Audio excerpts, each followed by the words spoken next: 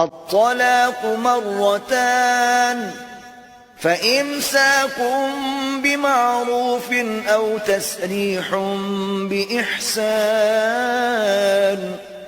ولا يحل لكم أن تأخذوا مما آتيتموهن شيئا إلا أن يخافا ألا يقيما حدود الله، فإن خفتم ألا يقيما حدود الله فلا جناح عليهما فيما افتدت به، تلك حدود الله فلا تعتدوها، ومن يتعد حدود الله فأولئك